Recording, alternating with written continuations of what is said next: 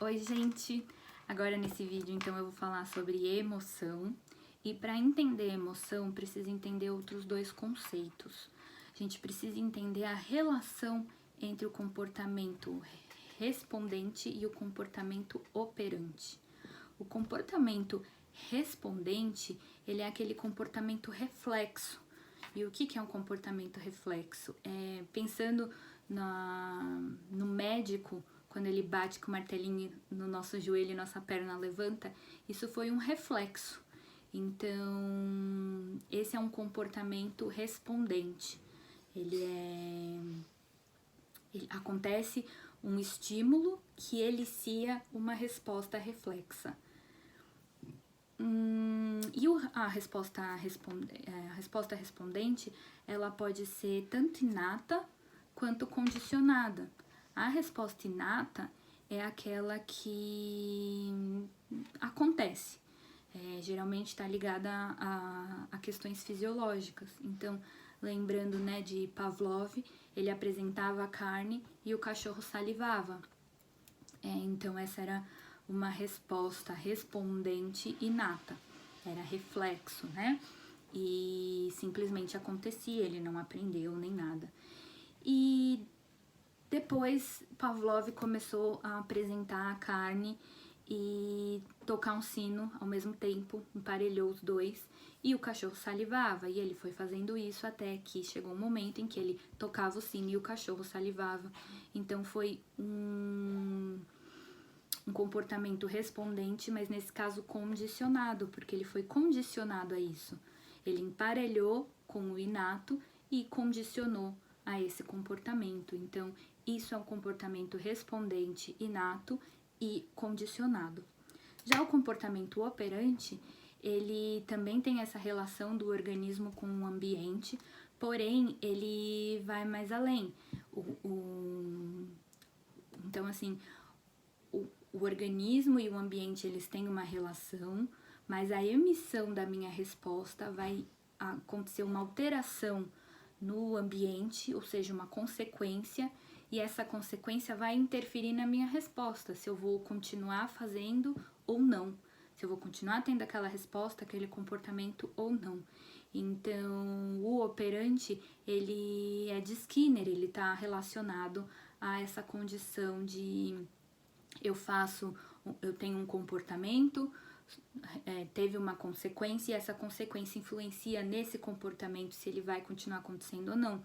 Usando o exemplo do vídeo anterior sobre o elogio, então eu faço um resumo, eu recebo o elogio e esse elogio faz com que eu continue fazendo os meus resumos. Então, esse é o comportamento operante. E para a gente entender a emoção, a gente tem que entender a relação dos dois comportamentos.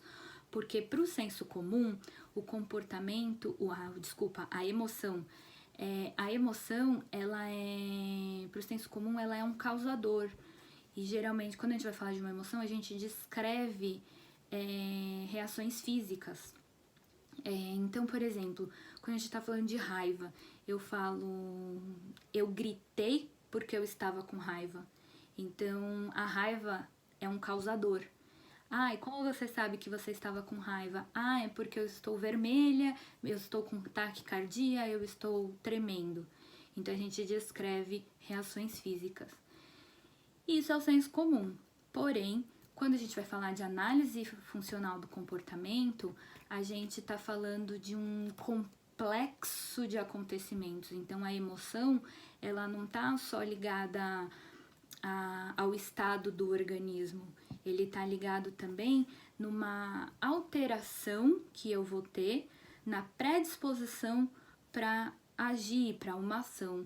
Então, algo aconteceu que disparou meu coração, me deu a tremedeira, fiquei vermelha e isso fez com que o ambiente, com que eu tivesse uma predisposição a gritar, a ter uma ação. Então, não é só o estado do organismo, ele é todo esse complexo de acontecimentos, né? Então, a emoção, ela não tá ligada só a condições corporais, ela tem também uma contingência. Então, assim, existe ali todo um complexo, uma contingência estabelecida né? Que tem relação com estímulos privados, que são essas reações, essas condições corporais, e a estímulos públicos, que é tudo aquilo que todos podem ver.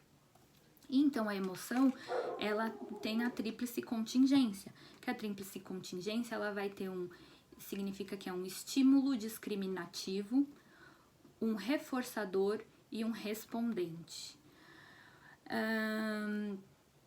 Então, a gente está falando de uma relação de dependência. Existe uma relação de dependência entre a situação que aquela resposta foi emitida, a resposta em si e as consequências.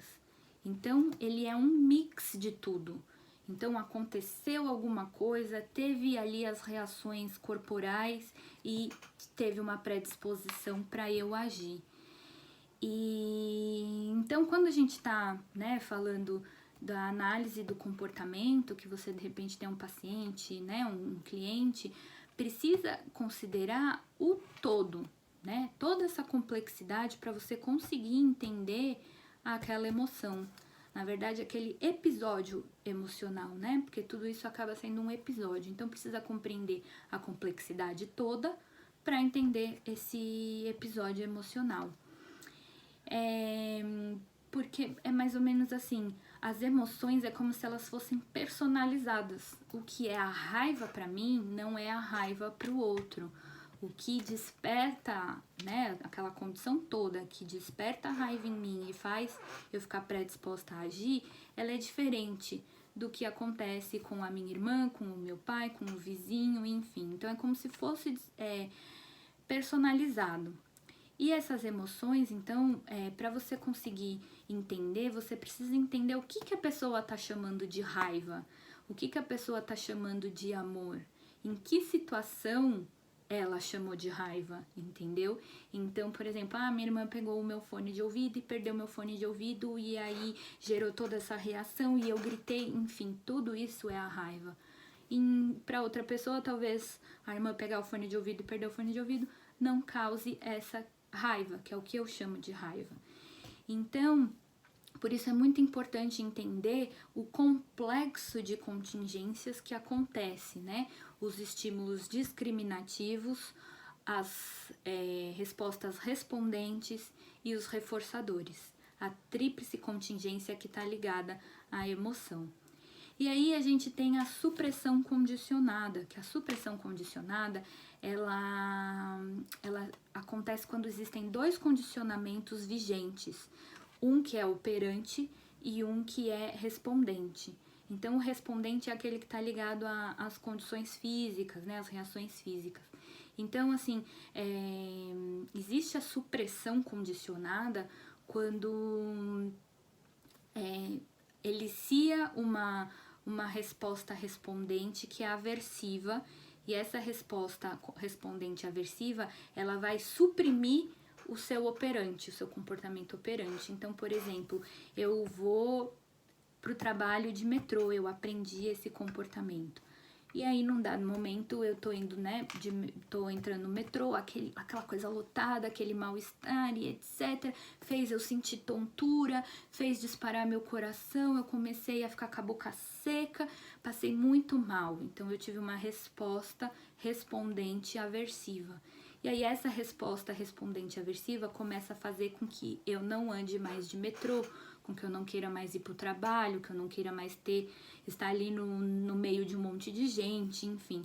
Então, a resposta respondente que tem ali, que é aversiva, ela começa a suprimir o meu operante. Então, isso é a supressão condicionada. Os dois comportamentos, respondente e operante, estão em vigência, e aí o respondente, ele é aversivo e ele começa a parar o meu operante. Então, aquele comportamento operante que eu aprendi, que funcionava direitinho, ele começa a ser suprimido por conta daquele respondente, né, que aconteceu naquela ocasião. Então, a emoção é isso, é bem complexo, não é como um senso comum, tipo, gritei porque estava com raiva, como se a raiva fosse o disparador, o causador do grito. Ele é o que aconteceu antes do grito, o que veio acontecendo e o próprio grito. Então, quando a gente vai falar de emoção, tem que entender esse complexo, porque o que é raiva para um pode não ser raiva para outro. E eu usei a raiva como exemplo, mas isso se estabelece para qualquer tipo de emoção. Então, pode ser a felicidade, enfim. E acho que tenha ficado um pouquinho claro, é um pouquinho complexo demais, mas espero que tenha ajudado de alguma forma, que tenha ficado claro. E o próximo vídeo de hoje vai ser o último, que é sobre a liberdade, né? A gente consegue ou não ser livres, né? Na análise funcional do comportamento, essa é uma questão. Se o ambiente sempre influencia, nós somos realmente livres? E aí então fica no próximo vídeo. Até mais, gente!